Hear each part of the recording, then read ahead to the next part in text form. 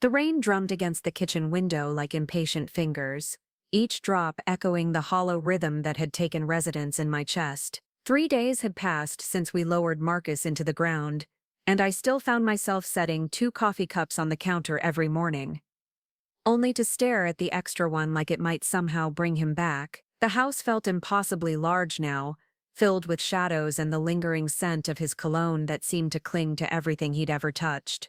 Before we jump back in, tell us where you're tuning from, and if this story touches you, make sure you're subscribed, because tomorrow I've saved something extra special for you. I sat at our dining table, surrounded by sympathy cards I couldn't bring myself to open, and casseroles from neighbors whose names I'd forgotten in my grief.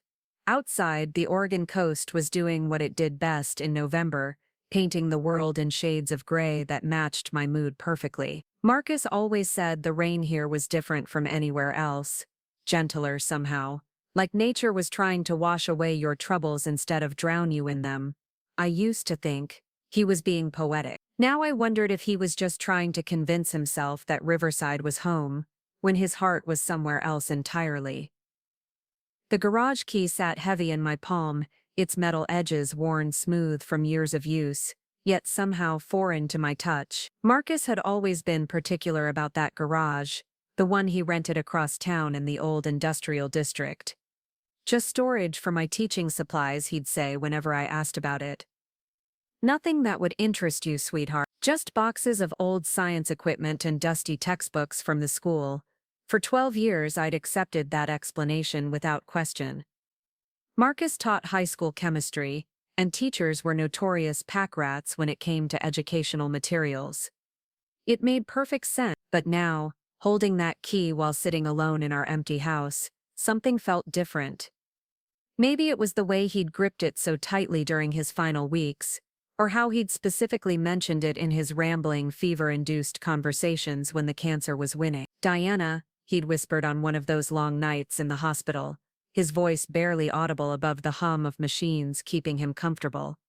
"The garage, you need to understand about the garage." I'd squeezed his hand and told him not to worry about storage units and old school supplies, that I'd take care of everything.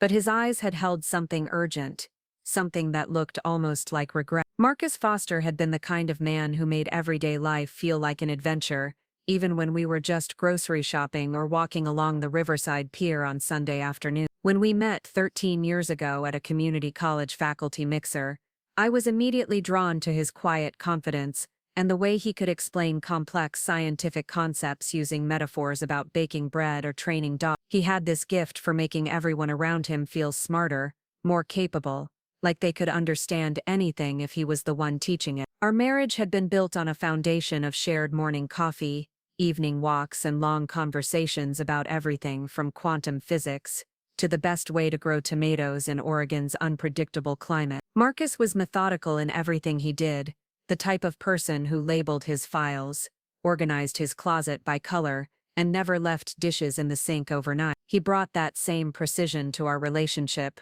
remembering anniversaries months in advance, surprising me with small gifts on random Tuesdays, and always telling me exactly where he was going and when he'd be back. Which is why the garage had always felt like such an anomaly. Every Wednesday evening after dinner, Marcus would kiss my forehead, grab his keys, and announce he was heading to the storage unit to tinker around with lesson plans and organize supplies. He'd return 3 hours later, usually with dirt under his fingernails, and an expression I could never quite read. When I'd tease him about spending so much time with dusty textbooks, he'd laugh and change the subject, asking about my day at the veterinary clinic or suggesting we plan a weekend trip to Portland. I worked as a veterinary technician at Riverside Animal Hospital, a job that filled my days with the kind of purposeful chaos that came from treating everything from elderly cats with arthritis to injured seagulls brought in by concerned beachcombers. The work was demanding but rewarding, and Marcus had always been my biggest supporter, encouraging me to take continuing education courses and celebrating every small victory like it was a major triumph. We'd built what felt like a perfect life together in our small coastal town, complete with a modest craftsman house 3 blocks from the beach, a vegetable garden that actually produced edible tomatoes, and a social circle that included other teachers, several of my veterinary colleagues, and our neighbors who'd become genuine friends over the year. The cancer diagnosis had come like a lightning strike on a clear day. Marcus had been experiencing what he described as minor stomach discomfort for several weeks, the kind of thing you dismiss as stress or too much coffee. When the pain became severe enough to send him to the emergency room on a Tuesday morning in March, we'd expected to hear about ulcers or maybe gallbladder issue. Instead, the doctor used words like advanced pancreatic adenocarcinoma and aggressive treatment options, while Marcus held my hand so tightly I could feel his wedding ring pressing into my finger. The next 8 months became a blur of chemotherapy appointments, experimental treatments, and maintaining hope when the statistics were overwhelmingly grim. Marcus approached his illness with the same methodical precision he brought to everything else, researching treatments, maintaining detailed logs of symptoms and side effects, and insisting we continue our normal routines as much as possible. Even during the worst weeks when the chemotherapy left him weak and nauseous, he'd still make his Wednesday evening trips to the garage, though they became shorter and less frequent as his strength declined. "It helps me think," he'd explain when I suggested he skip his storage unit visits to rest instead.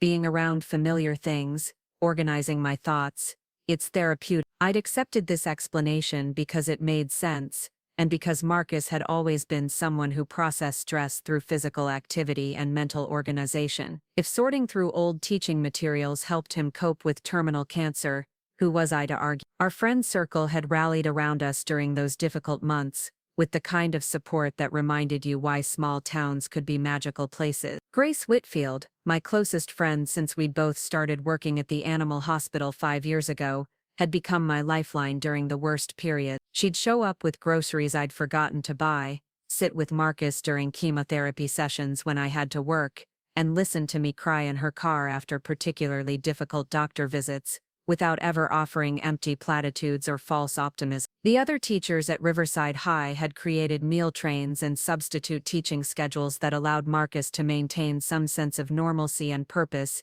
even when he was too sick to stand in front of a classroom for an entire day. Our neighbors had quietly taken over lawn maintenance and small repairs without being asked, and even acquaintances from around town would stop me at the grocery store to ask how Marcus was doing with genuine concern that went far beyond polite conversation. But through all of this community support and medical intervention, Marcus had maintained his Wednesday evening routine with an intensity that seemed to grow stronger as his physical condition deteriorated. During his final month, when he could barely walk from the bedroom to the kitchen without assistance, he'd still insist on those garage visits, though I'd started driving him there and waiting in the car while he spent 20 or 30 minutes inside. When I'd offer to help him carry boxes or organize whatever needed organizing, he'd always decline with a gentle smile and a comment about not wanting me to deal with boring school stuff and dusty storage. The funeral had been everything Marcus would have wanted, a celebration of his life and impact rather than a somber farewell.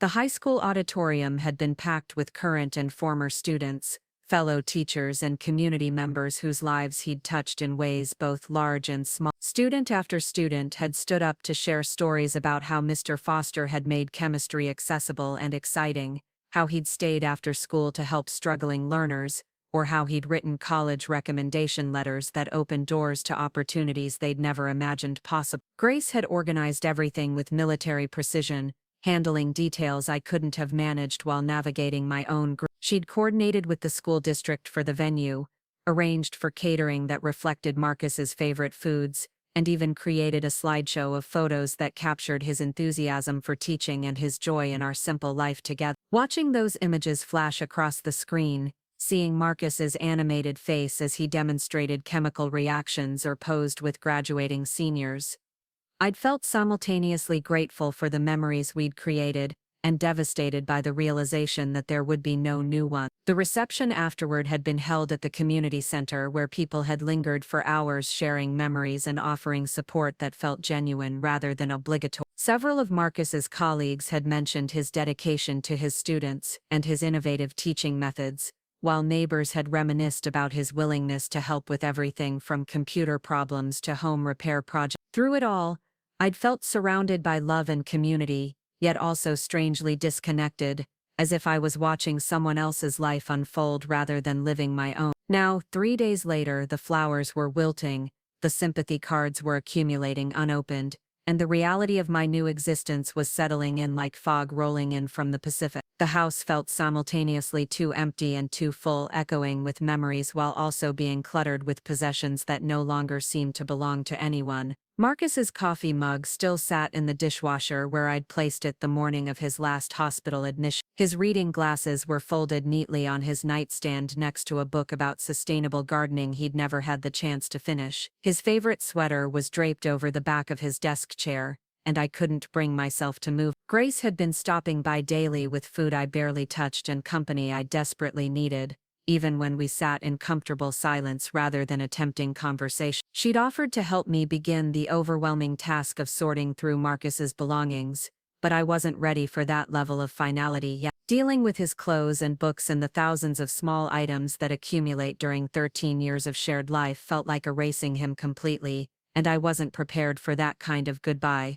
But the garage was different somehow. The garage represented the one part of Marcus's life that had remained separate from our shared existence, the one space that belonged entirely to him. Maybe that's why I found myself getting dressed and grabbing my car keys on this gray November morning, even though Grace had specifically told me I didn't need to handle practical matters yet and should focus on taking care of myself instead. The drive across town to the industrial district took me through the heart of Riverside, past the elementary school where Marcus had sometimes volunteered for science fair judging, beyond the library where we'd spent countless Saturday afternoons browsing books and attending community lectures, and finally into the older section of town where warehouses and storage facilities clustered together like oversized metal boxes. The garage Marcus had rented was part of a complex called Pacific Storage Solutions, a sprawling collection of individual units that looked like they'd been built sometime in the 1980s and maintained just well enough to remain functional. Unit 207 was located in the back corner of the complex, tucked between a storage space that appeared to belong to someone's recreational vehicle collection and another that was secured with enough padlocks to suggest either valuable contents or significant paranoia. Marcus's unit looked unremarkable from the outside, just a standard roll-up metal door painted industrial green and marked with weathered numbers that had probably been installed decades ago. Standing in front of that door with the key in my hand, I felt a strange mixture of anticipation and reluctance that I couldn't quite explain. This was just a storage unit filled with teaching supplies and old textbooks, nothing more mysterious or significant than any other teacher's accumulated professional material. But something about the way Marcus had protected this space, the consistency with which he'd visited it, and the urgency in his voice when he'd mentioned it during his final weeks, suggested there might be more to discover than dusty chemistry sets and outdated lesson plans. The key turned easily in the lock, and the metal door rolled up with the kind of mechanical groan that spoke of regular use and adequate maintenance. But as the interior was revealed in the gray November light, I realized immediately that whatever I'd expected to find, this wasn't. The space was immaculate, organized with the same precision Marcus brought to everything else in his life, but it wasn't filled with teaching supplies or educational material. Instead, the garage had been transformed into what could only be described as a workshop, complete with professional-grade equipment, carefully labeled storage systems, and work surfaces that showed signs of regular meticulous use. Along one wall, metal shelving units held dozens of wooden boxes, each one marked with dates and locations in Marcus's familiar handwriting. In the center of the space, a heavy wooden workbench was equipped with tools I didn't recognize, scales that looked far more precise than anything needed for high school chemistry demonstrations, and measuring devices that seemed designed for work requiring extraordinary accuracy. But it was the far wall that made my breath catch in my throat, and my knees feel suddenly unsteady. Covering nearly the entire surface were hundreds of photographs,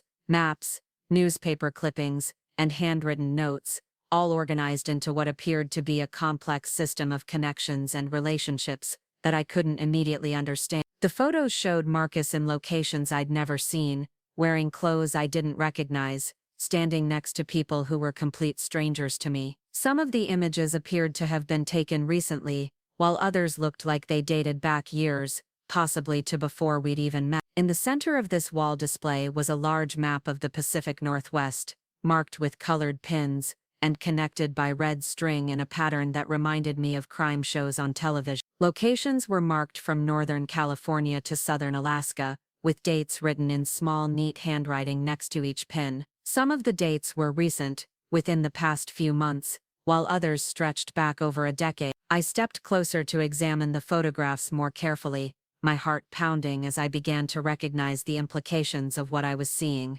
These weren't random travel photos or casual snapshots. They were documentation, evidence of a systematic pattern of activity that had apparently been going on for years without my knowledge. In photo after photo, Marcus appeared to be engaged in what looked like field work, collecting samples, taking measurements, and recording data in remote locations throughout the region. One photograph showed him crouched next to a stream in what appeared to be an old-growth forest, carefully filling glass vials with water while wearing protective equipment I'd never seen in our house. Another captured him in conversation with an elderly man next to what looked like an abandoned mining operation, both of them pointing towards something outside the frame of the image. A third showed Marcus in a laboratory setting I didn't recognize, working with equipment far more sophisticated than anything available at Riverside High School, but it was the dates on these photographs that truly unsettled me. They spanned our entire relationship, from shortly after we'd first met through just a few weeks before his death. For 13 years,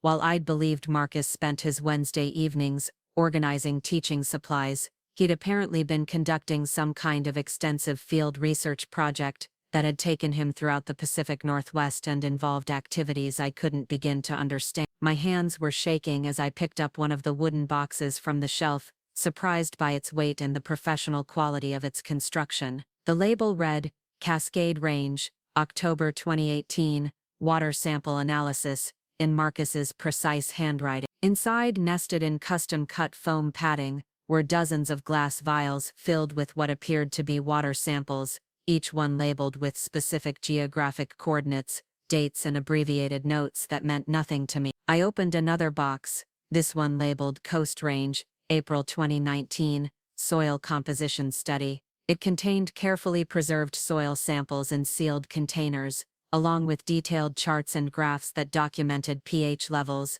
mineral content, and other data that suggested Marcus had been conducting environmental research with scientific rigor that far exceeded anything required for high school chemistry instruction. Box after box revealed the same pattern: meticulously collected samples, professionally prepared documentation, and evidence of field work that had apparently consumed Marcus's life for over a decade. Some boxes contained rock samples, others held plant specimens that had been carefully dried and preserved, and still others were filled with photographs of geological formations, water sources and landscape features that I was beginning to recognize as locations throughout Oregon and Washington. The scope and sophistication of this hidden project was overwhelming, but it was the recent materials that brought tears to my eyes and made my chest tighten with a grief that felt different from the sadness I'd been experiencing since Marcus's death. On the workbench, I found a leather-bound journal that appeared to be some kind of master log for his research activities. The final entry was dated just 2 weeks before he'd entered the hospital for the last time,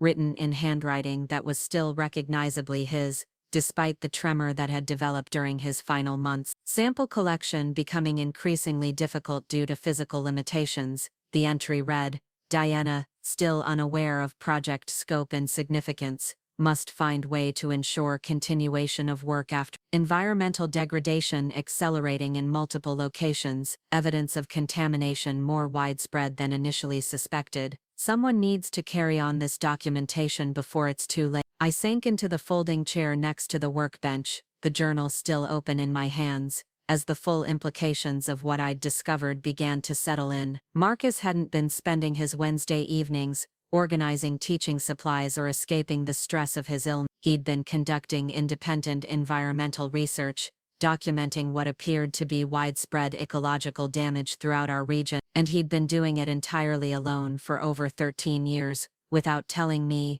or anyone else about the work that had clearly consumed a significant portion of his life. The tears that came then weren't just grief for the husband I'd lost, but something more complex and painful. I was crying for the man I'd apparently never fully known, for the passion project he'd felt unable to share with me, and for the environmental crisis he'd been documenting in solitude while I'd remained completely unaware of both his secret work and the ecological disasters he'd been witnessing throughout our beautiful region. But most of all, I was crying because in that sterile garage, surrounded by evidence of Marcus's hidden life's work, I realized that my husband had been fighting a battle to protect the environment we both loved, and he'd been fighting it entirely alone. The morning after discovering Marcus's hidden laboratory, I woke with a splitting headache and the distinct feeling that I'd stumbled into someone else's life. Grace found me at the kitchen table at 7 a.m., still wearing yesterday's clothes and staring at photocopies I'd made of Marcus's most recent journal entries. She took one look at my face and immediately put the coffee on without asking what was wrong. "You went to the garage," she said, settling into the chair across from me. It wasn't a question. I nodded, unable to find words that could adequately explain what I'd discovered. "How do you tell your best friend that your husband of 13 years had been living a double life, not with another woman, but with an environmental crisis he'd been documenting in secret? How do you explain that the man you thought you knew completely had actually been conducting sophisticated scientific research, while letting you believe he was simply organizing teaching supplies?" Grace waited patiently while I gathered my thoughts, occasionally reaching across the table to squeeze my hand when the silence stretched too long. Finally, I managed to explain about the laboratory setup, the sample collections, the photographs documenting environmental damage across the Pacific Northwest, and the journal entries that painted a picture of Marcus as a dedicated researcher working alone to document ecological disaster. "He was collecting evidence," I said, my voice hoarse from crying and lack of sleep. "Water samples, soil samples, documentation of contamination sites. Some of these locations, Grace, they're places we've visited together. That camping trip we took to Mount Hood 2 summers ago. He collected samples while I was fishing. The weekend we spent at Crater Lake last spring. He was working then too, documenting changes in water quality that apparently concerned him enough to return multiple times." Grace listened without interrupting, her expression growing more troubled as I described the scope of Marcus's hidden activity. When I showed her copies of his maps marking contamination sites, and his detailed charts documenting the progression of environmental damage over time, she let out a low whistle that perfectly captured my own bewilderment. "Diana," she said carefully, "this isn't the kind of work someone does as a hobby. This is professional-level environmental science. The equipment you described, the methodical sample collection, the data analysis, this represents years of systematic research that would normally be conducted by teams of scientists with institutional support and significant funding." I knew she was right, which only deepened the mystery of why Marcus had been working alone and why he'd felt unable to share his discoveries with me or anyone else. The man I'd lived with for 13 years had apparently been conducting environmental research that rivaled the work done by government agencies and university research programs. Yet he'd managed to keep this entire project hidden while maintaining his full-time teaching responsibilities and caring for our relationship. "There's something else," I said, pulling out the photograph that had kept me awake most of the night. I found this tucked into the back of his main journal. The image showed Marcus standing next to a man I'd never seen before in what appeared to be a meeting at some kind of industrial facility. Both men were wearing protective equipment and pointing toward machinery that looked both expensive and ominous. The background showed what appeared to be a chemical processing plant or manufacturing facility, and the expressions on both faces suggested they were discussing something serious and potentially troubling. On the back of the photograph, Marcus had written "Meeting with Tyler Brooks, confirmation of discharge violations, December 2019. Below that in smaller writing, he'd added, "Finally found someone willing to talk, industrial operations more extensive than originally suspected. Need to document before evidence disappears." Preparing and narrating this story took us a lot of time, so if you are enjoying it, subscribe to our channel. It means a lot to us. Now back to the story. Grace studied the photograph carefully, then looked back at me with an expression I couldn't quite read. "Diana, do you have any idea who Tyler Brooks is?" I shook my head, but something about the name felt familiar in a way I couldn't place. Tyler Brooks is an environmental compliance officer for the state of Oregon. He's also been in the news recently. because he was terminated from his position after raising concerns about regulatory violations by several major industrial operations. There was a whole controversy about whistleblower retaliation and attempts to suppress environmental monitoring data. My stomach clenched as the implications began to sink in. You're saying Marcus was working with a government environmental officer who was fired for trying to expose industrial pollution. I'm saying your husband appears to have been conducting independent research that confirmed official concerns about environmental violations, and he was doing it with someone who lost his job for trying to address those same issues through proper channels. The kitchen fell silent except for the sound of rain against the windows and the quiet bubbling of the coffee maker. Outside, Riverside was waking up to another gray November day, but inside our small house I felt like I was discovering that everything I'd believed about my life and my marriage had been built on a foundation of secrets I'd never suspected. Grace poured coffee for both of us, then sat back down with the kind of expression that suggested she was working through implications I hadn't yet considered. Diana, there's something I need to tell you, something I probably should have mentioned earlier, but I wasn't sure it was connected to anything. I looked up from the photograph, already bracing myself for another revelation that would reshape my understanding of recent events. About 6 months ago, I got a call at the animal hospital from someone asking questions about you and Marcus. Specifically, they wanted to know about Marcus's schedule, his activities outside of school, and whether he'd been behaving differently lately. At the time, I assumed it was some kind of insurance investigation related to his cancer diagnosis, so I didn't say much beyond confirming that he was married and worked as a teacher. My hand tightened around my coffee mug.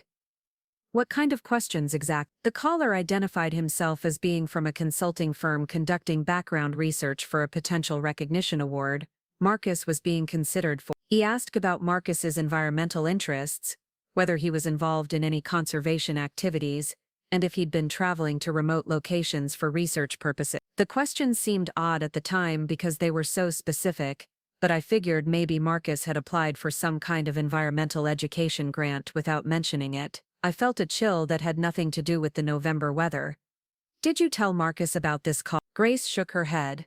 I meant to, but with everything that was happening with his treatment and his health declining, it seemed like such a minor thing. Now though, looking at what you found in that garage, I'm wondering if someone was already watching Marcus and trying to figure out what he was doing. The implications were becoming clearer and more unsettling by the minute. Marcus hadn't just been conducting secret environmental research.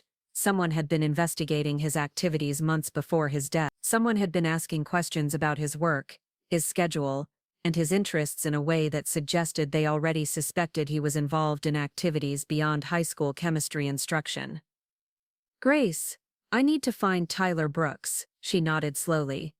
I was hoping you'd say that, because if Marcus was working with a state environmental officer who was fired for whistleblowing, and if someone was investigating Marcus's activities before he died, then this is bigger than just a secret research project. This might be about exposing something that certain people really didn't want exposed. I spent the rest of that morning using Marcus's computer to research Tyler Brooks and the circumstances surrounding his termination from the Oregon Department of Environmental Quality. What I found confirmed Grace's recollection, but added details that made the situation even more concerning. Brooks had been a 15-year veteran of environmental compliance work, who had been terminated after filing reports documenting widespread violations by several major industrial operations throughout the state. According to news articles I found online, Brooks had been dismissed allegedly for failure to follow proper reporting procedures and unauthorized contact with external parties regarding ongoing investigation. However,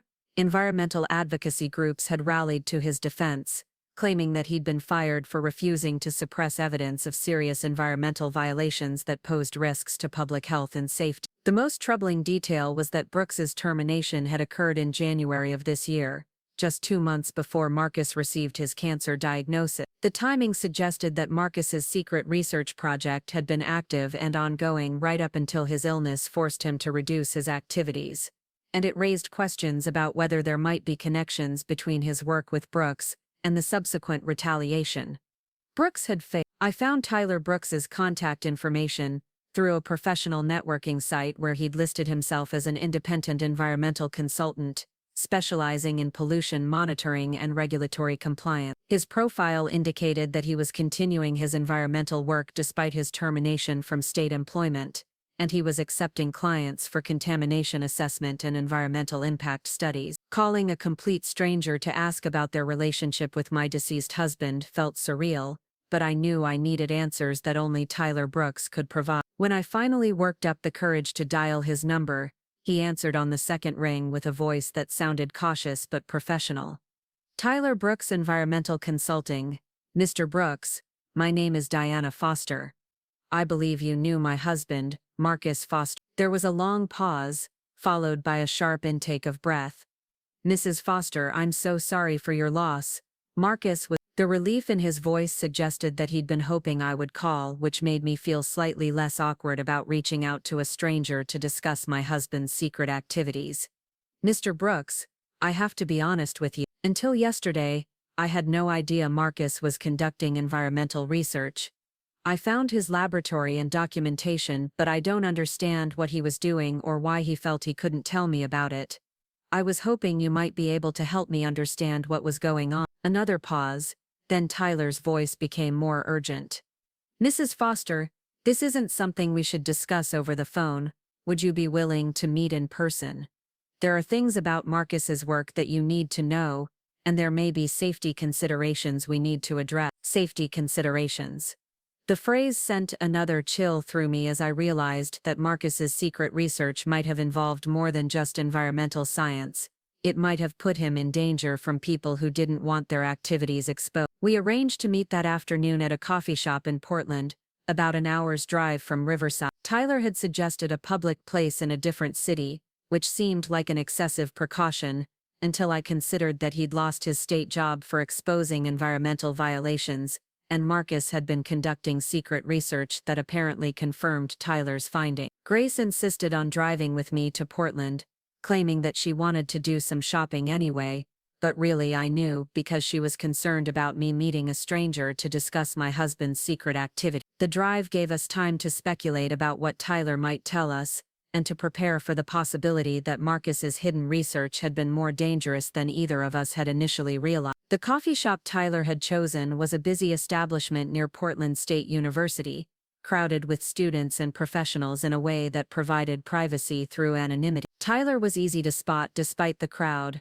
He was sitting alone at a corner table, periodically checking his phone and looking toward the entrance with the kind of alert attention that suggested he was still concerned about being watched or followed. He was younger than I'd expected, probably in his early 40s, with the kind of outdoorsy appearance that suggested someone who spent significant time in the field rather than behind a desk. When I approached his table and introduced myself, his handshake was firm and his expression was a mixture of sympathy and urgency that immediately put me on edge. Mrs. Foster, thank you for reaching out. I've been hoping someone would continue Marcus's work, but I wasn't sure how to contact you without potentially putting you at risk. Grace and I sat down across from Tyler, and I immediately launched into the questions that had been consuming me since discovering Marcus's hidden laboratory. Miss Brooks, I need to understand what my husband was doing and why he kept it secret from me. I found evidence of years of research, sophisticated equipment, and documentation of environmental problems throughout the region, but I don't understand why he was working alone or why he felt he couldn't share this with me or anyone else. Tyler looked around the coffee shop, then leaned forward and spoke in a lower voice. Miss Foster, your husband was documenting systematic environmental violations by several major industrial operations throughout Oregon and Washington. His research was confirming what I'd been trying to address through official channels for years, but his work was more comprehensive and better documented than anything I'd been able to compile through my state position. But why the secrecy? Why couldn't he work through official channels like you were doing? Tyler's expression darkened. Because the official channels weren't working, because the industries responsible for these violations have significant political influence and financial resources, because people who try to expose these problems through proper procedures end up losing their jobs, facing legal challenges, or worse. The word worse hung in the air between us like a threat, and I felt Grace stiffen beside me as we both began to understand that Marcus's secret research might have involved real personal danger. Miss Brooks, are you suggesting that my husband's environmental research put him at risk from industrial interests who didn't want their violations exposed. Tyler nodded slowly. Miss Foster, in the months before Marcus became too ill to continue his fieldwork, he'd compiled evidence of contamination problems that could result in hundreds of millions of dollars in cleanup costs and legal liability for several major corporations. His documentation was so thorough and scientifically rigorous that it would have been impossible to dismiss or discredit if it had been made public. I felt like the floor was shifting beneath me as I began to understand the scope of what Marcus had been involved in. You're telling me that my husband was essentially conducting his own private investigation of corporate environmental crime. I'm telling you that your husband was one of the most dedicated environmental researchers I've ever worked with, and his research was exposing violations that certain people would do anything to keep hidden. When I was fired for trying to address these same issues through official channels, Marcus continued the work on his own because he believed the environmental damage was too serious to ignore just because it was politically inconvenient to address. Grace spoke for the first time since we'd sat down. Mr. Brooks, are you saying that someone might have wanted to stop Marcus's research badly enough to harm him? Tyler's expression became very serious. I'm saying that Marcus was receiving threats in the months before he became too ill to continue his work. Phone calls warning him to stop his activities, anonymous letters suggesting that his health problems might become worse if he didn't cease his environmental documentation, messages that made it clear someone was watching his activities and didn't want him to continue. My hands were shaking as the implications sank in. You think someone threatened my husband because of his environmental research? Foster, I think your husband was braver than he should have been, and I think he paid a price for trying to protect the environment in a situation where powerful interests wanted the problems to remain hidden. I also think his research is too important to die with him, which is why I've been hoping someone would contact me about continuing his work. The coffee shop around us seemed to fade into background noise as I tried to process what Tyler was telling me. Marcus hadn't just been conducting secret environmental research, he'd been receiving threats because of his work. Someone had been trying to intimidate him into stopping his documentation of environmental violations, and he'd continued the work anyway despite knowing he was putting himself at risk. Mr. Brooks, I need to ask you something directly. Do you think my husband's cancer was natural, or do you think someone might have done something to him because of his research? Tyler was quiet for a long moment, staring at his coffee cup before meeting my eyes. Miss Foster, I can't prove anything, and I'm not a medical professional, but I can tell you that pancreatic cancer can be caused by exposure to certain industrial chemicals, and I can tell you that Marcus had been documenting contamination at sites where those chemicals were present in significant concentration. I can also tell you that in the months before his diagnosis, Marcus had compiled enough evidence to destroy several major corporations if his research had been made public. The room felt like it was spinning as I realized that Tyler was suggesting my husband might have been murdered, poisoned by the same industrial chemicals he'd been documenting, possibly deliberately, as retaliation for his environmental research. The grief I'd been feeling since Marcus's death suddenly transformed into something much more complex and frightening. But it was Tyler's next words that changed everything. Mrs. Foster, there's something else you need to know. Marcus wasn't working alone. There are others, people throughout the region who've been conducting similar research and facing similar threats. Your husband was part of a network of citizen scientists who've been documenting environmental crimes that government agencies either can't or won't address. Grace leaned forward. You're saying there are other people doing what Marcus was doing? Tyler nodded.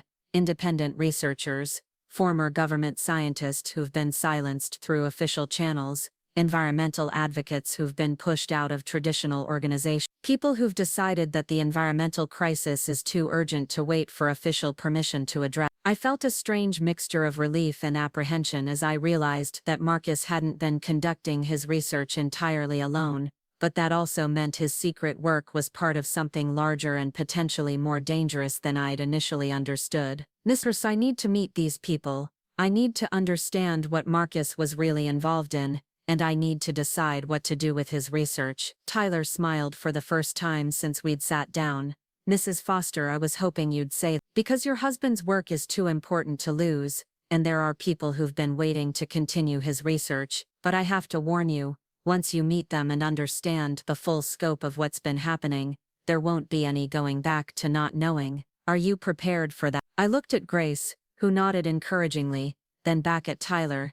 Mr. Brooks, my husband spent 13 years of our marriage conducting secret research to protect the environment we both loved. The least I can do is understand what he died trying to accomplish. The address Tyler gave me led to a remote farmhouse outside the small town of Forest Grove, nestled between rolling hills, covered in Douglas fir and the kind of misty valleys that made Oregon famous. Grace insisted on driving again, claiming my hands were still shaking too much from our conversation with Tyler to safely navigate the winding country roads. She wasn't wrong. Everything Tyler had told me about Marcus's secret research, the threats he'd received, and the possibility that his cancer might not have been entirely natural had left me feeling like I was living in someone else's nightmare.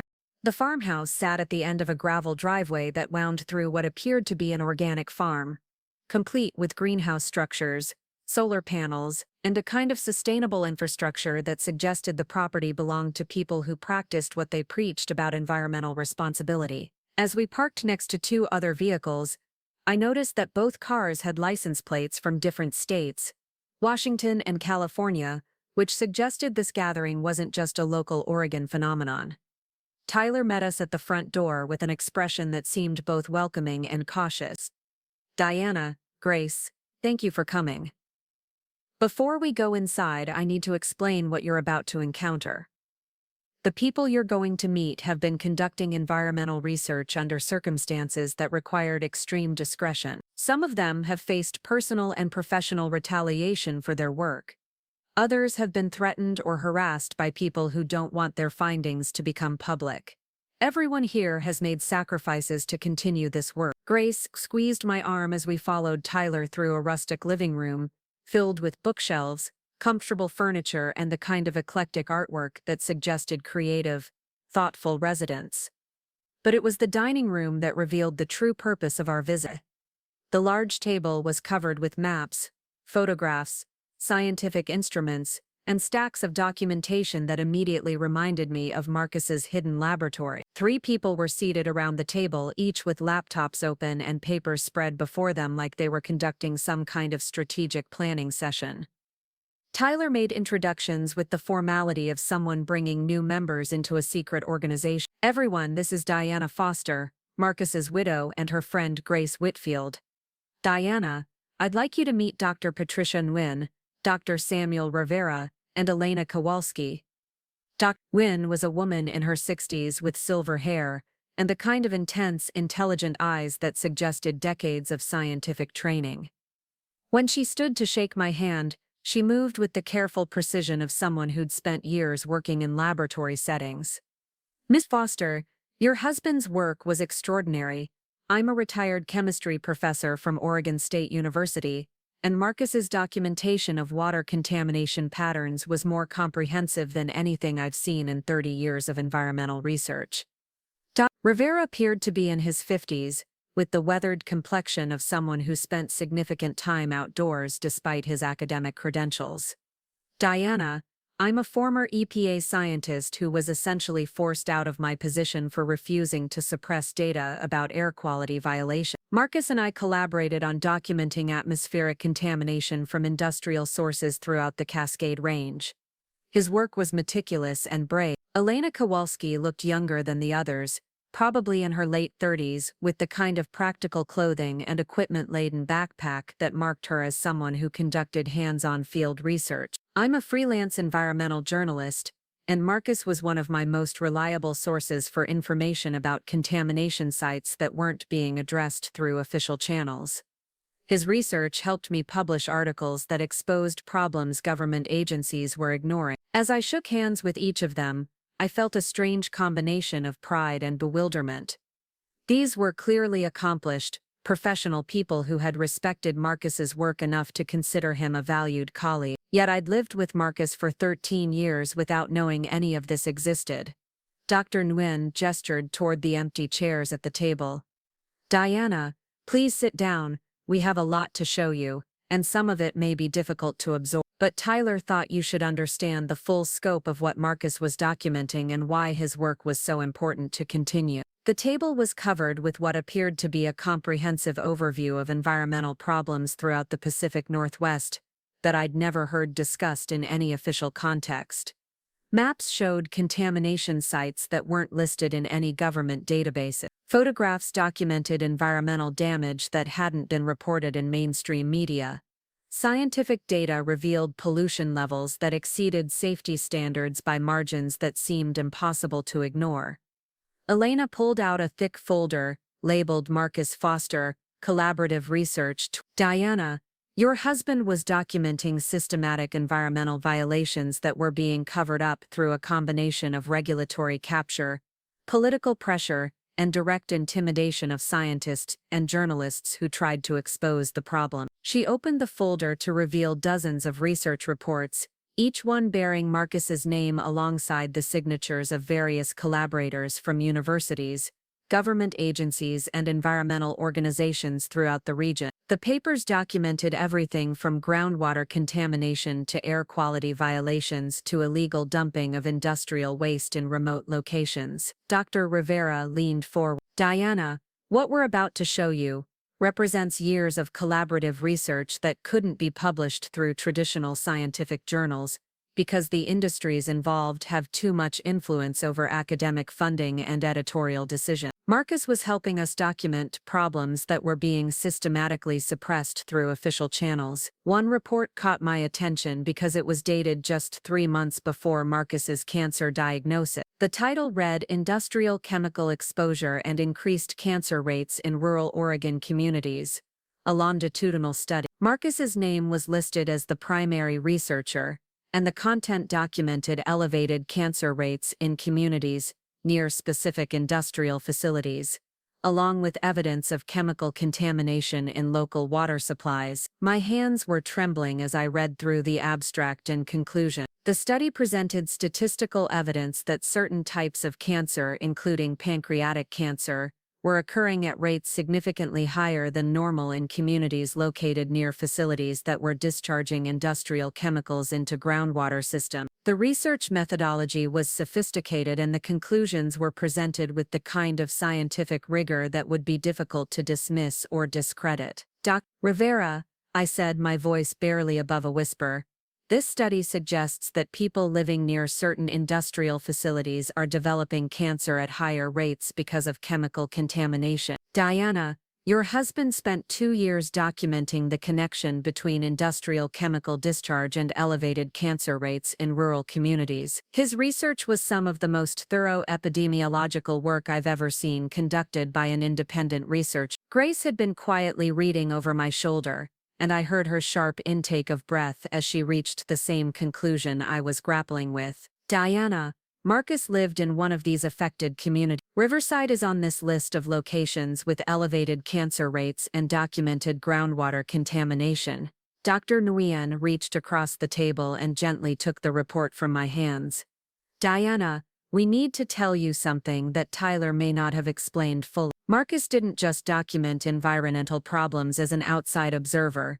He was living in a community that was being affected by the contamination he was studying. His cancer diagnosis came after 2 years of intensive fieldwork in areas with known chemical contamination. The room fell silent as the implications sank in.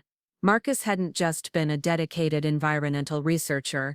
He'd been a victim of the environmental crimes he was documenting. His cancer might have been caused by the same industrial contamination he'd been trying to expose, which meant his illness wasn't just a personal tragedy, but also evidence of the environmental crisis he'd been fighting to address. Elena spoke softly.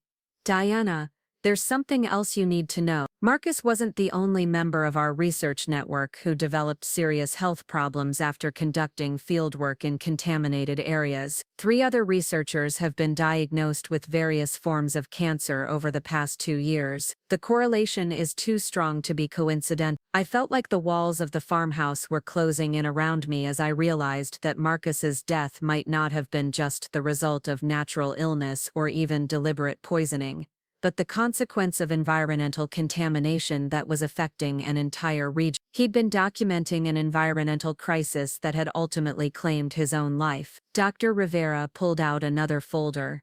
This one marked threat assessment and personal security. Diana, we also need to discuss the retaliation that Marcus and other researchers have faced for conducting this work. Tyler mentioned that Marcus had been receiving threats, but the situation is more serious than he may have conveyed. The folder contained copies of threatening letters, transcripts of intimidating phone calls, and documentation of surveillance activities directed at various members of their research network. Some of the threats were clearly designed to frighten researchers into abandoning their work, while others seemed intended to discredit their findings or cast doubt on their professional competence. One letter addressed to Marcus was particularly chilling. It was typed on letterhead from a law firm I didn't recognize, and it warned him that continuing his unauthorized research activities could result in legal action for trespassing, invasion of privacy, and interference with legitimate business operations. The letter concluded with a suggestion that Marcus's health insurance might not cover treatment for illnesses that resulted from reckless exposure to hazardous materials during illegal research activities. Elena noticed my expression as I read the letter. Diana, that's one of the milder threats Marcus received. Some of the other researchers have faced more direct intimidation, including break-ins at their homes and laboratories, vandalism of their vehicles, and anonymous calls threatening their family. Grace had been quietly examining the documentation, but now she looked up with an expression of anger I'd rarely seen from her. These people were trying to silence environmental researchers by threatening their health insurance coverage and suggesting their cancer might not be covered if they continued their work. Dr. One nodded. Grace, the industries responsible for these environmental violations have virtually unlimited resources and sophisticated legal teams. They've developed strategies for silencing researchers that go far beyond simple legal challenge. They attack funding sources, professional reputations, institutional affiliations, and even personal safety when necessary. Tyler, who had been quietly listening to the conversation, finally spoke up. Diana, this is why Marcus felt he couldn't share his research with you or conduct his work through official channels. The retaliation for environmental research has become so severe that researchers have been forced to work in secret and maintain strict separation between their scientific activities and their personal lives. I was beginning to understand why Marcus had maintained such elaborate secrecy around his research activities, but it also raised new questions about the extent of the environmental crisis and the lengths to which certain interests would go to prevent public awareness of the problems. Dr. Rivera opened his laptop and showed me a map of the Pacific Northwest marked with dozens of red dots, representing contamination sites that weren't being addressed through official regulatory channels. Diana, your husband was documenting systematic environmental violations that represent one of the largest environmental cover-ups in the history of the region. The scope of contamination is so extensive that addressing it properly would require cleanup costs in the billions of dollars, and could result in criminal charges against executives from some of the largest corporations in the country. Elena pulled out a stack of newspaper clippings and magazine articles. Diana, over the past 5 years I've published over 30 articles based on research conducted by Marcus and other members of our network. But getting these stories into print has become increasingly difficult because the industries involved have been pressuring media outlets through advertising boycotts and legal threats. One of the articles was from a small environmental magazine and featured photographs I recognized from Marcus's hidden laboratory. The story documented illegal dumping of chemical waste in remote areas of the Cascade Range,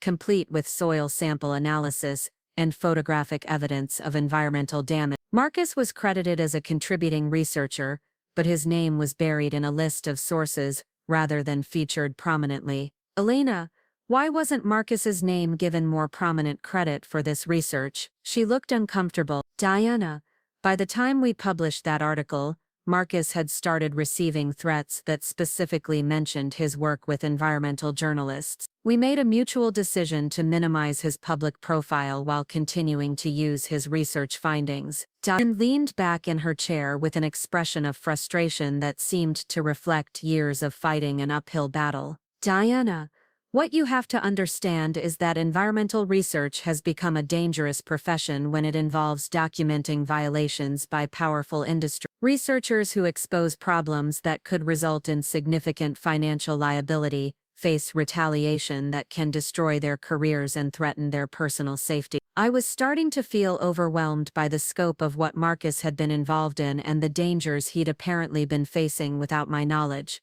But it was Tyler's next comment that truly shook me.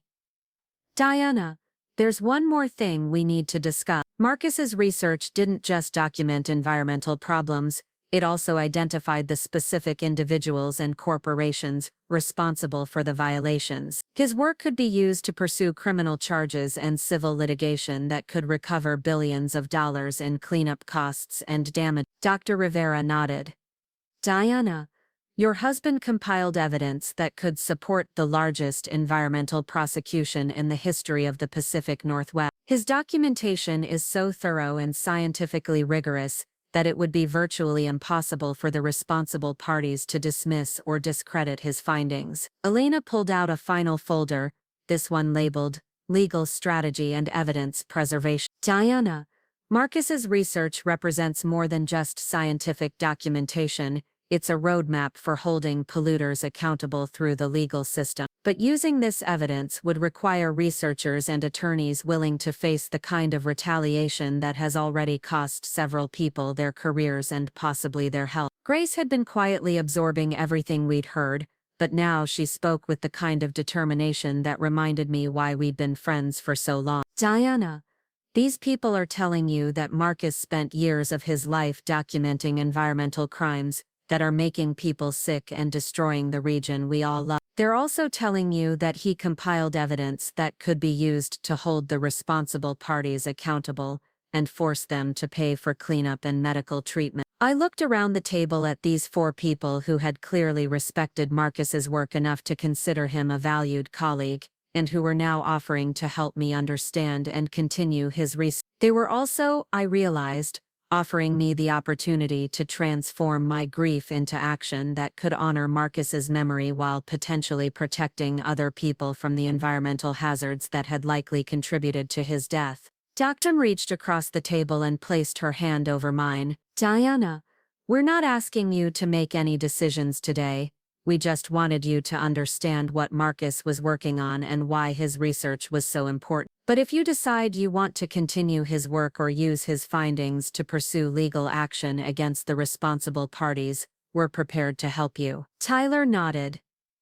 Diana, Marcus's research is too important to be lost just because he's no longer here to continue it. But we understand that this is an enormous amount of information to process, especially while you're still grieving his loss. I sat in silence for several minutes, trying to absorb everything I'd learned about Marcus's secret life and the environmental crisis he'd been documenting. The man I'd thought I knew as a dedicated high school chemistry teacher had actually been conducting sophisticated environmental research that could potentially transform how environmental crimes were prosecuted in the Pacific Northwest. But I was also beginning to understand that continuing Marcus's work would mean accepting the same risks that had led to his threats, surveillance, and possibly his illness. It would mean transforming my quiet life in Riverside into something much more complicated and potentially dangerous. Elena seemed to sense my internal struggle. Diana, there's something else we should mention. We're not the only people who know about Marcus's research. The industries he was investigating have been trying to determine the extent of his documentation and whether his findings pose a continuing threat to their operations. Dr. Rivera nodded grimly. Diana, in the weeks since Marcus's death, several members of our network have reported increased surveillance and renewed threats. Someone is clearly concerned about what Marcus might have left behind and who might have access to his research. Grace leaned forward with an expression of alarm. Are you saying that Diana might be in danger because of Marcus's research? Tyler's expression became very serious. Grace, we're saying that Marcus's research represents billions of dollars in potential liability for several major corporations, and those corporations have demonstrated that they're willing to go to extraordinary lengths to protect their interests. Diana needs to understand the risks before she decides whether to become involved in continuing Marcus's work. The farmhouse around us suddenly felt less like a peaceful rural retreat and more like a hideout where environmental researchers were planning strategies to expose powerful enemies who had already demonstrated their willingness to retaliate against anyone who threatened their operation. But it was Dr. Nguyen's final comment that crystallized my understanding of the choice I was facing. Diana, your husband spent the last years of his life trying to protect the environment and the people he loved from a crisis that most people don't even know exists. His research could save lives and prevent environmental damage that would affect generations of people living in this region. But using that research would also mean accepting the same risks that Marcus faced, and potentially greater ones, because the stakes have only gotten higher since his death. I looked around the table at these four people who had clearly dedicated their lives to environmental protection despite facing professional and personal retaliation for their work. I thought about Marcus spending his Wednesday evenings conducting secret research to document environmental crimes, while I remained completely unaware of the crisis he was fighting to address. I thought about the possibility that his cancer had been caused by the contamination he was studying, and the likelihood that other people in our community were facing similar health risks without knowing it. Most of all, I thought about the choice between returning to my quiet life in Riverside and pretending I'd never learned about Marcus's secret research, or accepting the responsibility to continue his work despite the dangers that had already cost him his health and possibly his life. The decision, when it came, felt inevitable rather than surprising. I want to continue Marcus's work, I said, my voice stronger than I'd expected. I want to use his research to expose these environmental crimes and hold the responsible parties accountable. And I want to make sure that other people don't have to face the same health risks that Marcus faced without knowing what was causing them. Dr. Nguyen smiled for the first time since we'd arrived. Diana, we were hoping you'd say that, because Marcus's research is too important to lose, and there are too many people at risk for us to let his work die with him. Tyler nodded. Diana, if you're serious about this, we need to start by making sure Marcus's research is properly secured and preserved. We also need to develop a strategy for using his findings that minimizes the risks to you and maximizes the impact on the industries responsible for these violations. Elena pulled out a business card and handed it to me. Diana, I think it's time you met our attorney, because if we're going to use Marcus's research to pursue legal action against some of the most powerful corporations in the country, we're going to legal representation that understands environmental law and isn't intimidated by well-funded opposition. As we prepared to leave the farmhouse that afternoon, I realized that my life had changed in ways that went far beyond the grief and adjustment I'd expected to face as a new widow. I was no longer just Diana Foster, the veterinary technician from Riverside who was mourning the loss of her husband. I had become Diana Foster, the widow of an environmental researcher, who was preparing to continue his fight against corporate interests that had already demonstrated their willingness to silence opposition through intimidation, retaliation, and potentially worse. The drive back to Riverside passed in contemplative silence, as Grace and I both processed the magnitude of what we'd learned about Marcus's secret life and the environmental crisis he'd been documenting. But it was Grace who finally voiced the question that had been nagging at me since we'd left the farmhouse. Diana, are you sure you're ready for these people are talking about taking on major corporations with unlimited legal resources and a demonstrated willingness to retaliate against environmental research. This isn't just about continuing Marcus's scientific work. This is about entering a battle that has already cost him his health and possibly his life. I looked out at the familiar Oregon landscape rolling past our car windows, the forests and farms and small communities that Marcus had been trying to protect through his secret research. Somewhere in this beautiful region, industrial operations were contaminating groundwater and air quality in ways that were making people sick, while regulatory agencies either couldn't or wouldn't address the problems effectively. Grace, I've spent the past week thinking that the worst thing that could happen to me had already happened when Marcus died. But now I'm realizing that the worst thing would be if his death was meaningless. if the environmental crisis he was documenting continued to make other people sick while I did nothing to continue his work. Grace reached over and squeezed my hand. Diana, if you're determined to do this, then I'm going to help you however I can, because Marcus was right to document these problems, and you're right to want to continue his work. As we turned into my driveway that evening, I noticed a car I didn't recognize parked across the street. Inside the house, I found that someone had been there while we were gone.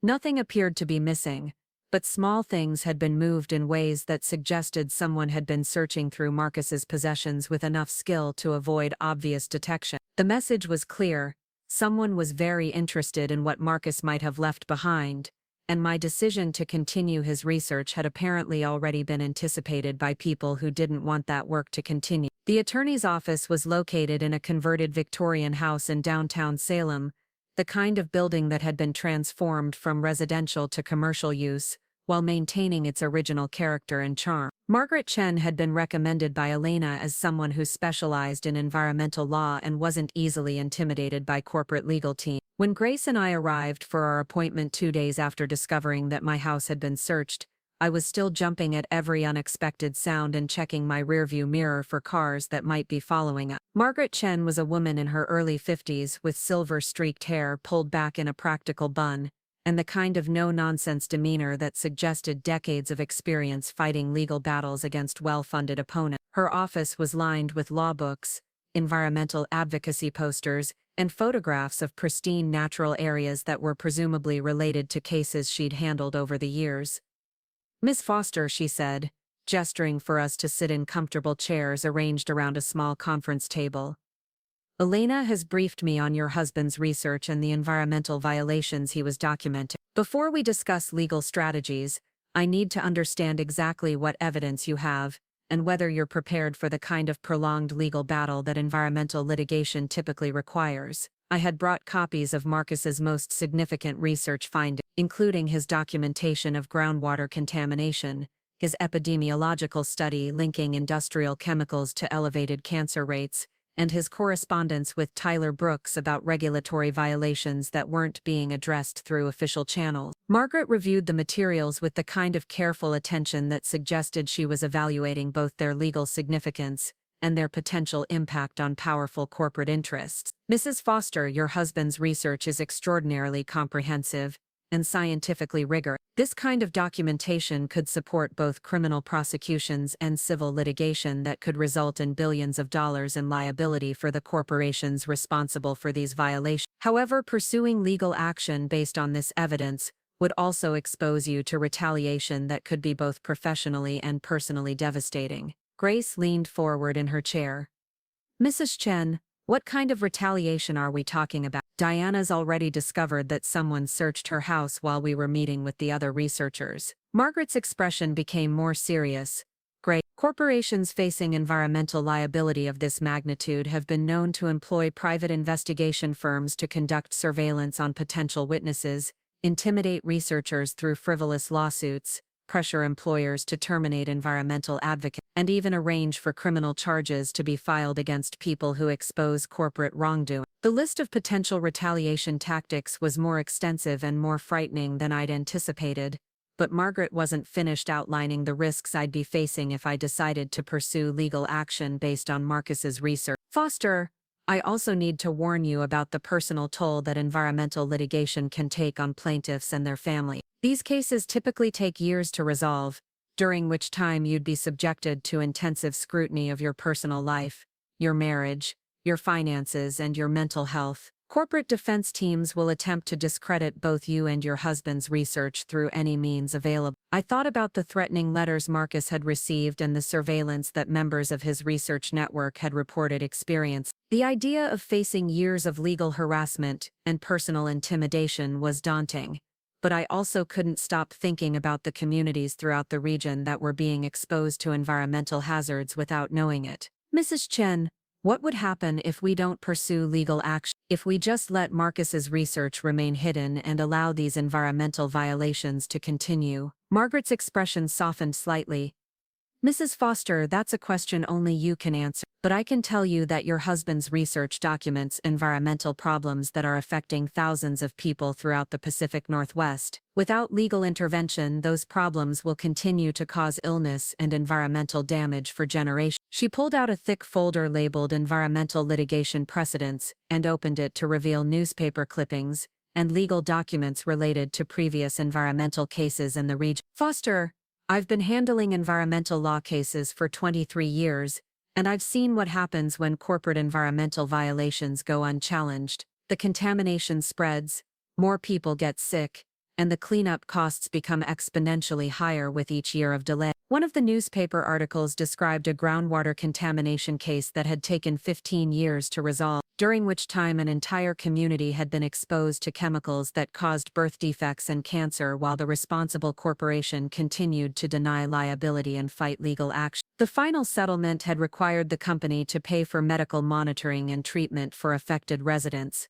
but the article noted that many people had died or suffered permanent health damage during the years of legal proceedings. Grace read over my shoulder as I examined the document. Diana, this article suggests that environmental litigation can ultimately protect communities from ongoing contamination, but the process can take so long that many people suffer preventable health consequences while the legal system works through the issues. Margaret nodded. Grace, that's exactly the dilemma that environmental attorneys and their clients face. Legal action is often the only way to force corporations to address environmental violations, but the legal process can be so slow that significant damage occurs before problems are finally resolved. I was beginning to understand that the choice I faced wasn't simply between pursuing justice for Marcus's death and protecting my own safety and privacy. It was a choice between accepting the continued environmental contamination that was affecting communities throughout the region in a legal battle that could take years to resolve, while exposing me to retaliation that had already proven to be both sophisticated and potentially dangerous. Ms. Chen, if we do decide to pursue legal action, what would be our strategy? How would we use Marcus's research to achieve the greatest impact while minimizing the risks to me and the other researchers who've been working with him? Margaret leaned back in her chair with the expression of someone who'd been hoping I would ask that question. Miss Foster, your husband's research could support several different legal approaches, each with different advantages and risks. We could file criminal complaints with state and federal prosecutors, pursue civil litigation on behalf of affected communities, or work with regulatory agencies to force enforcement of existing environmental law. She pulled out a legal pad and began sketching what appeared to be a strategic framework for environmental legal action. The criminal approach would involve presenting Marcus's evidence to prosecutors who could pursue charges against corporate executives for knowingly violating environmental law. This approach could result in prison sentences and criminal fines, but it would also require prosecutors who are willing to take on major corporations, despite political pressure. The civil litigation approach, she explained, would involve filing lawsuits on behalf of communities and individuals who had been harmed by environmental contamination. This could result in compensation for medical costs and property damage, as well as court orders requiring environmental cleanup, but it would also expose plaintiffs to years of intensive legal scrutiny and corporate retaliation. The regulatory approach would involve working with environmental agencies to force enforcement of existing laws and regulations. This could be the fastest way to stop ongoing contamination, but it would also depend on regulatory agencies that had already demonstrated their reluctance to challenge powerful corporate interests. Ms. Chen, which approach would be most likely to actually stop the environmental contamination that Marcus was documenting? Margaret considered the question carefully before responding. Mrs. Foster, the most effective strategy would probably be a coordinated approach that combines all three methods. Criminal prosecutions would send a strong message to corporate executives that environmental violations have serious consequences. Civil litigation would provide compensation for affected communities and fund environmental cleanup. Regulatory enforcement would establish ongoing monitoring and compliance requirements. Grace had been quietly listening to the discussion, but now she asked the question I'd been afraid to voice. Ms. Chen, what are the chances that Diana would face the same kind of health problems that Marcus experienced if she becomes the public face of environmental litigation based on his research? Margaret's expression became very serious. Grace, That's a question I can't answer definitively, but I can tell you that environmental attorneys and their clients have faced threats, surveillance, harassment, and various forms of retaliation designed to discourage legal action. Some of that retaliation has included attempts to expose people to the same environmental hazards they're trying to address through litigation. The implication was clear without being explicitly stated. People who challenged corporate environmental violations faced risks that went beyond legal harassment and professional retaliation. They faced the possibility that their opponents would attempt to silence them through methods that could include deliberate exposure to environmental hazard. I sat in silence for several minutes, trying to weigh the potential benefits of pursuing legal action against the personal risks that such action would entail. Marcus had apparently been willing to face those risks because he believed the environmental crisis was too serious to ignore, even when addressing it had likely contributed to his own illness and death. Miss Chen, there's something I need to tell you. Yesterday evening, I received a phone call from someone who identified himself as a representative of Pacific Industrial Holding. He said the company was interested in acquiring Marcus's research materials for archival purposes, and was prepared to make a generous financial offer for any environmental documentation he might have left behind. Margaret's expression immediately became more alert. Miss Foster, what exactly did this person say, and how did he know that Marcus had conducted environmental research? I pulled out the notes I'd made during the conversation. He said Pacific Industrial Holdings was conducting a regional environmental assessment and had learned that Marcus had compiled valuable research data about environmental conditions throughout the Pacific Northwest. He offered to purchase Marcus's research materials for $50,000, with the understanding that the materials would be used solely for internal corporate environmental planning. Grace made a sound of disbelief. Diana, that sounds like they were trying to buy Marcus's research so they could bury it rather than use it for legitimate environmental assessment. Margaret nodded grimly. Grace, that's exactly what it sounds like. Pacific Industrial Holdings is a consortium of manufacturing companies that have been fighting environmental regulations for decades. If they're offering to purchase Marcus's research, it's because they want to prevent that research from being used in legal proceedings against them. She pulled out her laptop and began typing rapidly. Mrs. Foster, the fact that Pacific Industrial Holdings has contacted you directly suggests that they're aware of the scope and significance of Marcus's research. It also suggests that they're concerned enough about potential legal liability to attempt to acquire his documentation before it can be used against them. Within minutes, Margaret had pulled up information about Pacific Industrial Holdings that painted a disturbing picture of corporate environmental violations and aggressive legal tactics designed to suppress environmental research. The consortium included several companies that were specifically mentioned in Marcus's research as being responsible for groundwater contamination and air quality violations throughout the region. Mrs. Foster, this changes the legal landscape significantly. The fact that Pacific Industrial Holdings has contacted you directly provides evidence that they're aware of environmental violations and are attempting to suppress research that documents those violations. This kind of evidence consciousness can be extremely valuable in environmental litigation. Margaret's excitement about the legal implications was encouraging,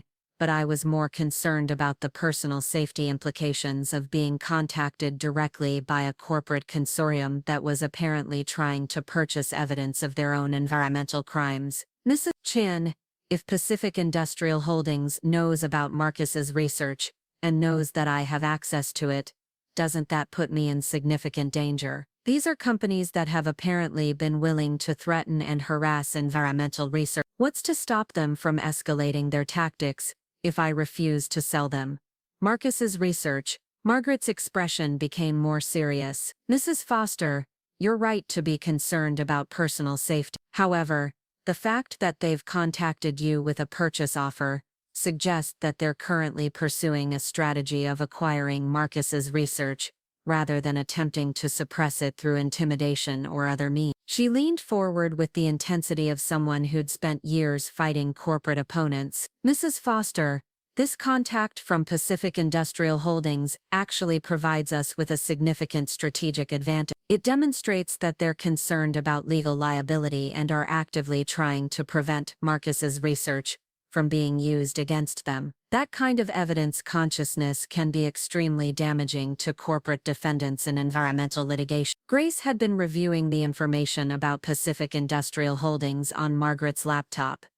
Diana, according to this, Pacific Industrial Holdings includes companies that are responsible for some of the largest environmental violations in the history of the Pacific Northwest. If Marcus was documenting violations by these specific companies, his research could support legal action that would dwarf any previous environmental litigation in the region. Margaret pulled out a calculator and began running numbers based on environmental cleanup costs and liability estimates for the violations documented in Marcus's research. Mrs. Foster, if we pursue comprehensive legal action based on your husband's documentation, we could be looking at corporate liability in the range of $5 to $10 billion. That level of potential financial exposure explains why Pacific Industrial Holdings is willing to pay $50,000 just to acquire research materials that could be used against them.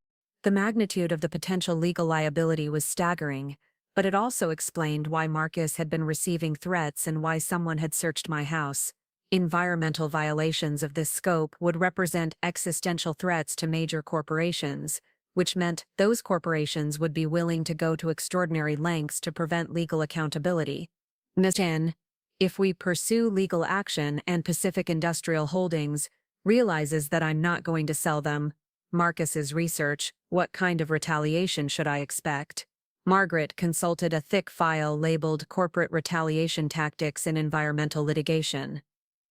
Mrs. Foster, based on previous cases involving similar levels of corporate liability, you should expect surveillance, harassment, frivolous lawsuits designed to drain your financial resources, attempts to have you arrested on fabricated charges, pressure on your employer to terminate your position, and potentially more serious forms of intimidation.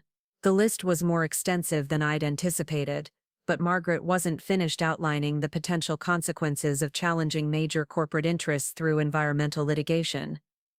Ms. Foster, you should also expect that Pacific Industrial Holdings will hire private investigators to scrutinize every aspect of your personal life, your marriage, your finances, and your employment history. They'll be looking for anything they can use to discredit you as a witness, or to suggest that your husband's research was somehow flawed or biased. Grace had been listening with growing alarm. Margaret, it sounds like pursuing this litigation would essentially destroy Diana's privacy and peace of mind for years, while exposing her to serious personal risks. Is there any way to use Marcus's research to address these environmental problems without putting Diana through that kind of ordeal? Margaret considered the question carefully. Grace, there are ways to minimize Diana's personal exposure, while still using Marcus's research to address environmental violation. We could work with other researchers to present the findings. We could coordinate with existing environmental organizations that have more resources to withstand corporate retaliation. Or we could focus on regulatory enforcement rather than high-profile litigation. But as she explained these alternative approaches, it became clear that they would also be less effective at actually stopping the environmental contamination and holding the responsible corporations accountable for their violations. Foster, the reality is that environmental litigation requires someone to be willing to stand up in court and present evidence against powerful corporate interests. Your husband's research is extraordinary, but it needs a human face and a personal story to be effective in legal proceedings. I thought about Marcus spending his final months documenting environmental violations while knowing that his own illness might have been caused by the contamination he was studying. I thought about the communities throughout the region that were being exposed to environmental hazards without knowing it. I thought about the corporations that were apparently willing to offer $50,000 to bury research that documented their own environmental crime. Most of all, I thought about the choice between protecting my own safety and privacy by walking away from Marcus's research, or honoring his memory by continuing the fight he'd been willing to die for. Miss Chen, if I decide to move forward with legal action, what would be our first? Margaret smiled for the first time since we'd arrived. Mrs. Foster, our first step would be to secure Marcus's research materials and make sure they're properly preserved and documented for legal proceeding. We'd also need to coordinate with the other researchers who've been working with Marcus to ensure that their testimony and documentation supports our legal strategy.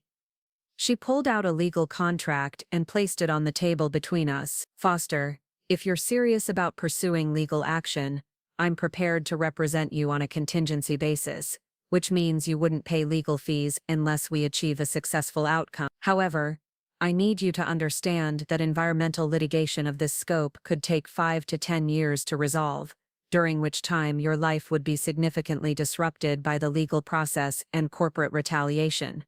Grace reached over and took my hand. Diana, whatever you decide, I'll support you.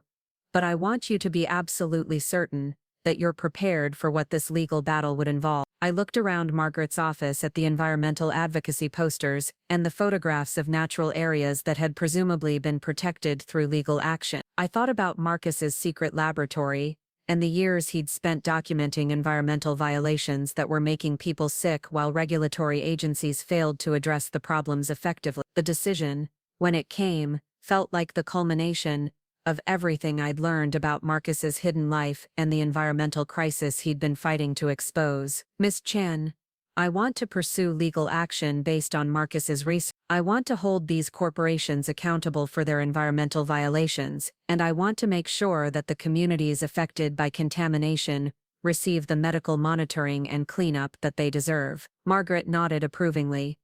Miss Foster, I think that's the right decision, both legally and morally. Now let's start planning a legal strategy that will maximize the impact of Marcus's research while protecting you as much as possible from corporate retaliation. As we began discussing the details of environmental litigation strategy, I realized that my life had changed in ways that went far beyond becoming a widow. I was now committed to a legal battle that could take years to resolve, and would expose me to risks that Marcus had faced alone during his secret research activities. But I was also committed to ensuring that Marcus's death would have meaning, that his research would be used to protect the communities and environment he'd died trying to defend, and that the corporations responsible for environmental violations would finally be held accountable for their action. The call from Pacific Industrial Holdings had been intended to silence Marcus's research by purchasing it and burying it. Instead, it had provided the final piece of evidence I needed to understand that pursuing legal action wasn't just about justice for Marcus's death, but about preventing other people from facing the same environmental hazards that had likely contributed to his illness. As Grace and I prepared to leave Margaret's office that afternoon, I realized that I was no longer just the widow of an environmental researcher who had worked in secret to document corporate violations. I had become an environmental advocate who was prepared to continue Marcus's fight in the most public and confrontational way possible. The stakes couldn't have been higher, both for the communities affected by environmental contamination and for my own safety and privacy. But Marcus had shown me that some battles were too important to avoid, even when fighting them required accepting risks that could ultimately prove fatal. The legal war I was about to enter would determine whether Marcus's research would be used to protect the environment and communities he'd love, or whether corporate interests would succeed in suppressing evidence of environmental violations that were affecting thousands of people throughout the Pacific Northwest. Margaret handed me her business card as we prepared to leave.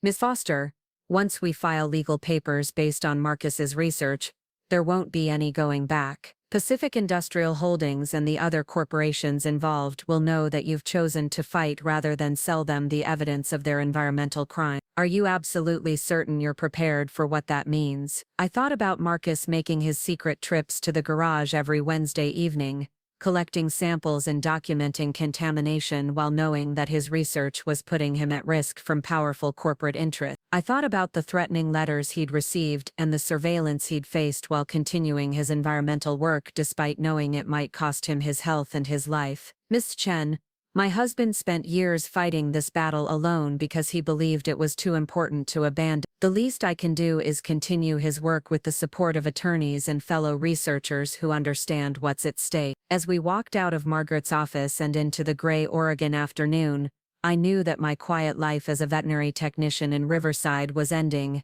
and my new life as an environmental advocate was beginning. The legal battle ahead would be long, difficult, and potentially dangerous, but it was also the only way to ensure that Marcus's death would contribute to protecting the environment and communities he'd spent his final years trying to defend. 3 months after filing the lawsuit against Pacific Industrial Holdings, I stood in the empty garage where Marcus had spent years documenting environmental violations that were now the subject of federal criminal investigations, state regulatory enforcement action, and civil litigation that legal experts were calling the largest environmental case in Pacific Northwest history. The space that had once been filled with scientific equipment, sample containers, and carefully organized research materials was now just an empty concrete shell, but it had become something far more significant than a storage unit. This garage had become the birthplace of an environmental movement that was transforming how corporate pollution was addressed throughout the region. Marcus's meticulous documentation had provided the foundation for legal action that was forcing major corporations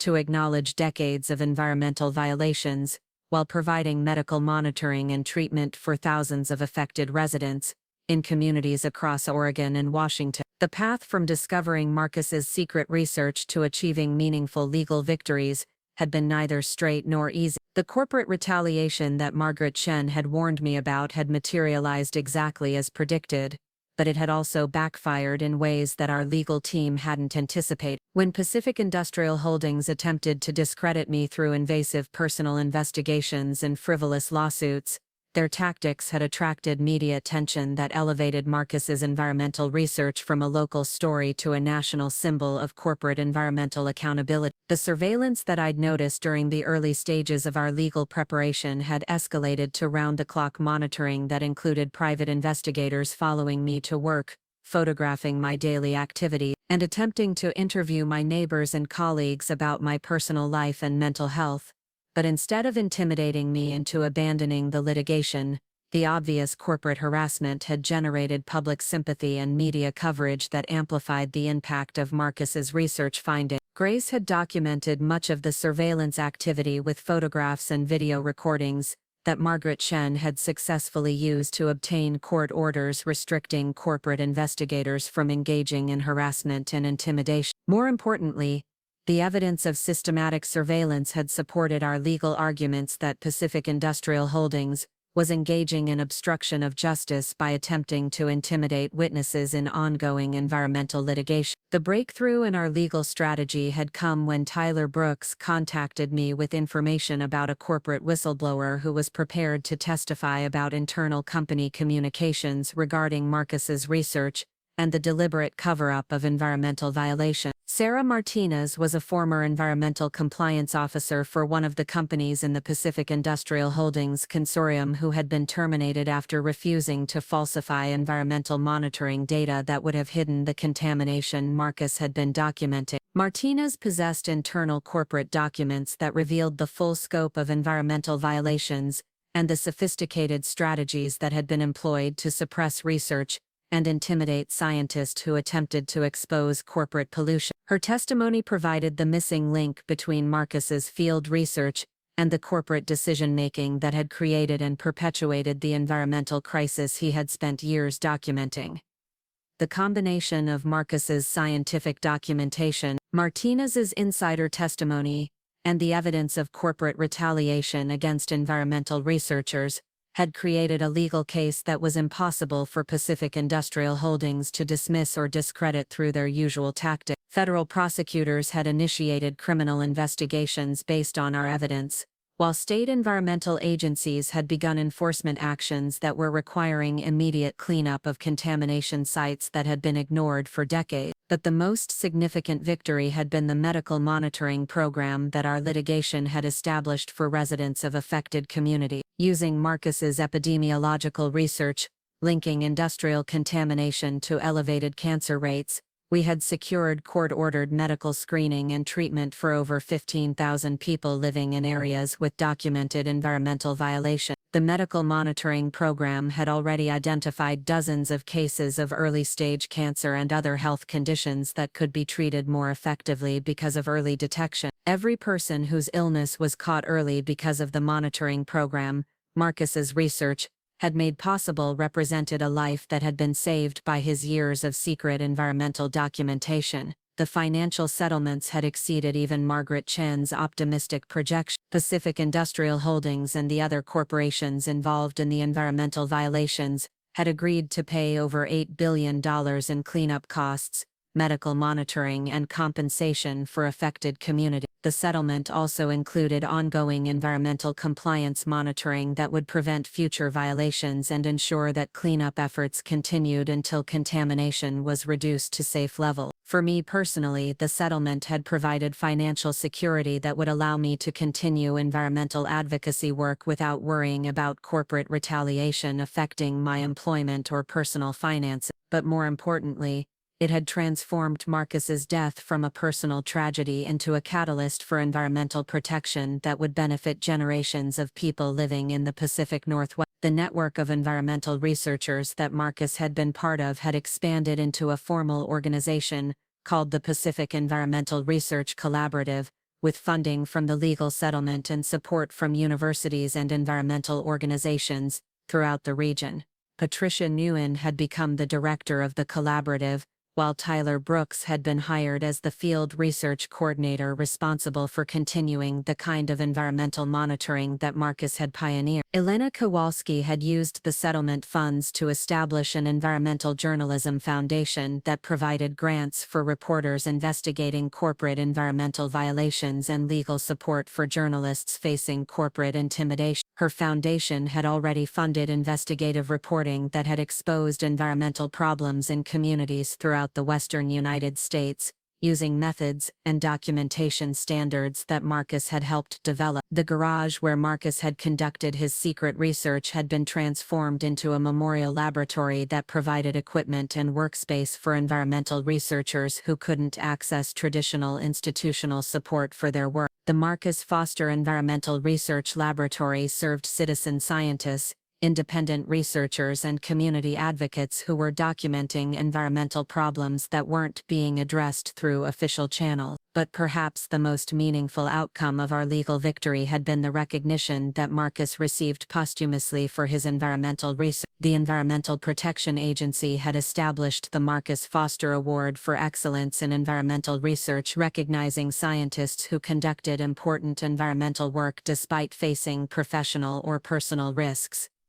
The first recipient of the Marcus Foster Award had been Dr. Sarah Martinez, whose willingness to testify about corporate environmental violations had been crucial to our legal success.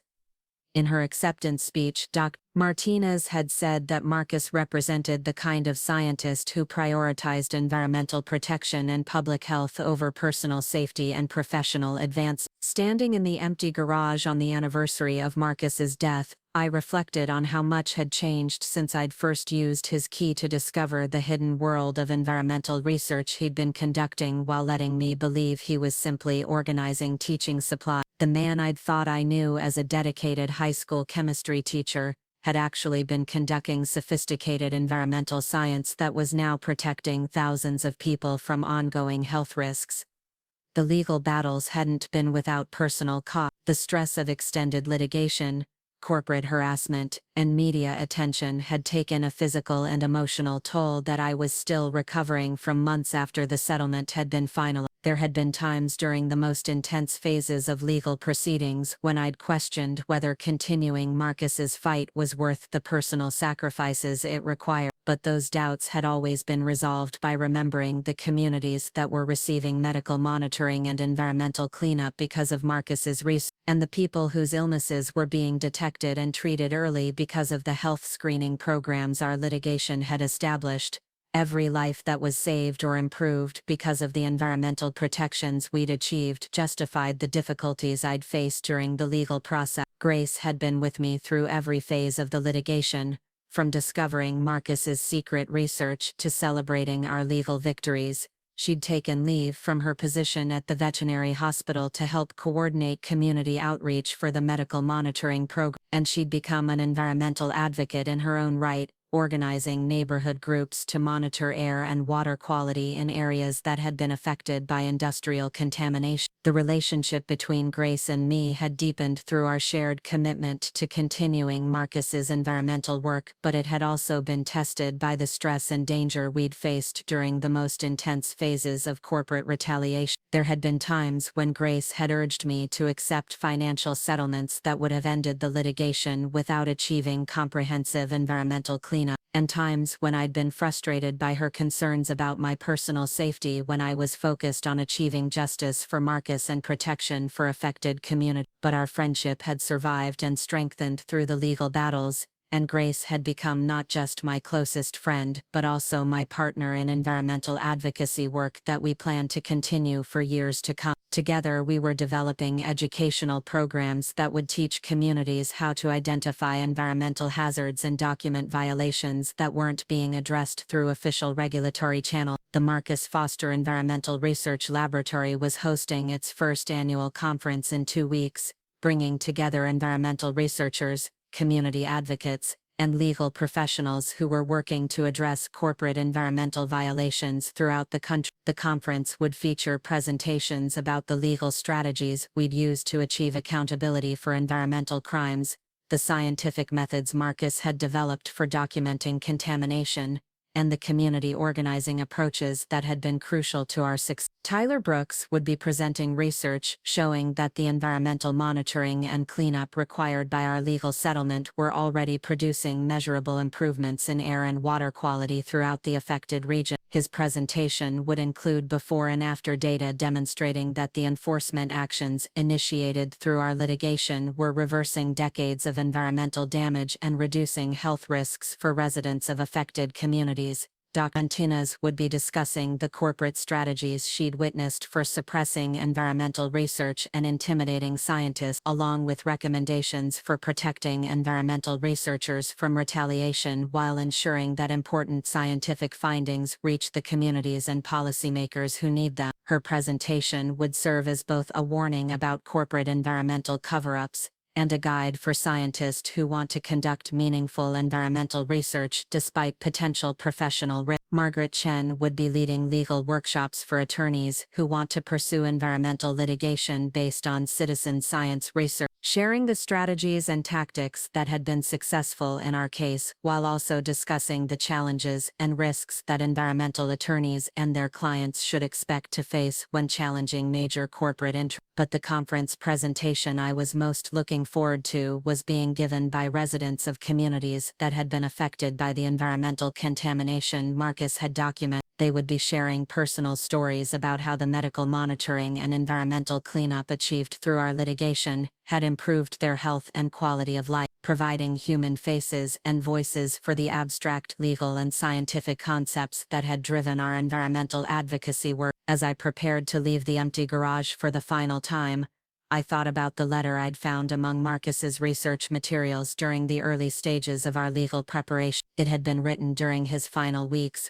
when his illness had progressed to the point where he could no longer conduct field research but was still trying to ensure that his environmental documentation would continue to protect communities after his death. Diana, the letter had read, "If you're reading this, it means that my research has been discovered and that someone is trying to understand what I was working on during all those Wednesday evenings when I told you I was organizing teaching supply. I'm sorry for the deception, but I was afraid that involving you in this work would put you at the same risks that I was facing. The environmental contamination I've been documenting represents an ongoing crisis that affects thousands of people throughout our region. The corporations responsible for this contamination have demonstrated that they're willing to threaten, harass, and intimidate anyone who attempts to expose their violations. I couldn't bear the thought of putting you in danger, but I also couldn't abandon work that was too important to stop. If you decide to continue this research or use my findings to pursue legal action against the responsible corporations, please know that you have my complete support and admiration. The environmental crisis we're facing requires people who are willing to fight for protection and accountability even when that fight involves personal risks and sacrifices. But if you decide that this work is too dangerous or demanding to continue,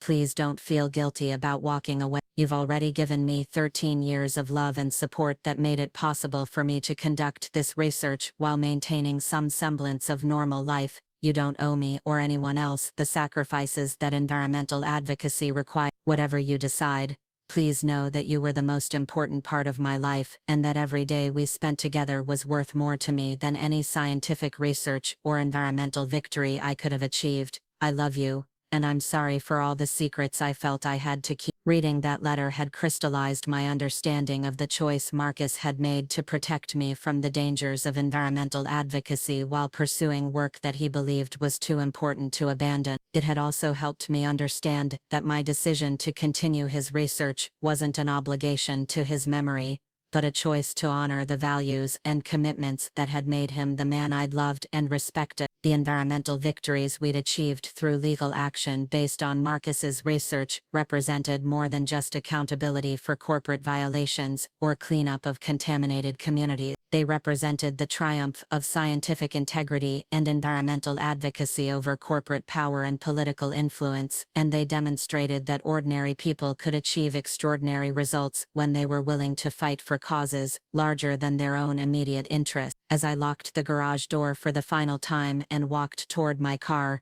I realized that the empty space behind me was no longer just the place where Marcus had conducted his secret environmental research. It had become a symbol of transformation, representing the journey from hidden knowledge to public action, from personal grief to community protection, and from corporate environmental crime to legal accountability and environmental justice. The legal battles were over, the environmental cleanup was underway, and the medical monitoring programs were saving lives throughout the region. Marcus's research had achieved everything he'd hoped for and more, protecting communities and environment in ways that would continue for generations. But most importantly, his work had demonstrated that environmental protection doesn't require government permission or institutional support. It requires people who are willing to document problems, fight for solutions, and accept the personal risks that meaningful environmental advocacy sometimes demands. Walking away from the garage where Marcus had spent his final years fighting for environmental justice, I felt not grief for what I'd lost, but gratitude for what his work had achieved, and determination to continue the environmental advocacy that had become my own life's work. The empty garage behind me was no longer a secret laboratory but a memorial to the power of individual commitment to create positive change. The tears I shed as I drove away were tears of pride, not sorrow, because Marcus's legacy would continue protecting communities and environment long after the legal settlements were forgotten and the corporate defendants had moved on to other business concerns. His secret research had become a public victory that would inspire environmental advocates for generations to come, proving that one person's commitment to truth and justice could ultimately transform entire systems of corporate power and environmental protection. Up next, you've got two more standout stories right on your screen. If this one hit the mark, you won't want to pass these up. Just click and check them out.